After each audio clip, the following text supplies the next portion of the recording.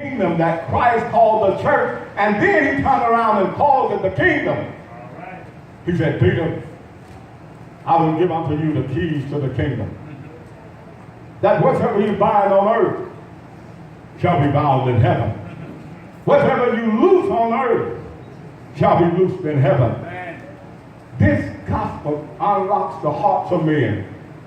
It brings them into a place where God wants them to be.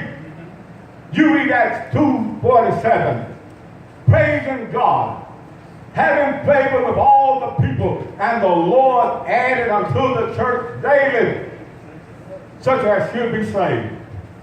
God adds all that want to be saved, all that will be saved, all that remains faithful until he comes into his church. There is not any outside of the church that will be saved. Read 1 Peter 4:16-17. If any man suffer, let him suffer as a Christian. The time has come that judgment must begin at the house of God. And if the judgment first begin here with us, what shall the end be of them who obey not the gospel? And then he turned around and asked the question, and if the righteous be saved, if they scarcely be saved, if they barely make it in, where do you think the ungodly and sinners are going to appear?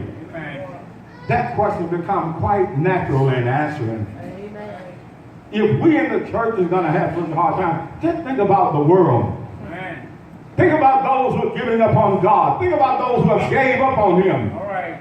It's going to be even worse. Amen. But certainly, we believe in all of these things of God. Daniel 7:13, and in the days of these kings. No, Daniel 7:13. And I saw in the night vision, behold, one like unto the Son of Man. He came with the clouds of heaven. He came unto the Ancient of Days. And there was delivered unto him kingdom, dominion, power, and glory. His kingdom is an everlasting kingdom. His dominion is everlasting, and it shall never be taken away. All right. This is what Daniel seen. He's seen the dreadfulness of this place. He's seen the terrible of this place. He's seen what God was going to do in this kingdom. All right. During the time of the Medes, the Babylonian, the Persian, the Roman Empire.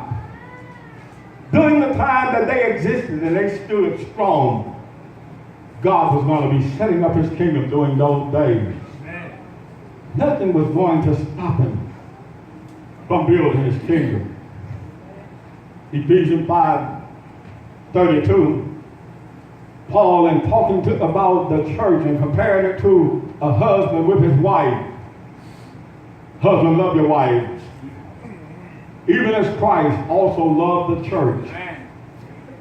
He gave himself for it, that he might sanctify and cleanse it with the washing of water by the word, that Christ, he may present it unto himself, a glorious church, not churches, not having spot or wrinkle or any such thing, but that it should be holy and without blemish.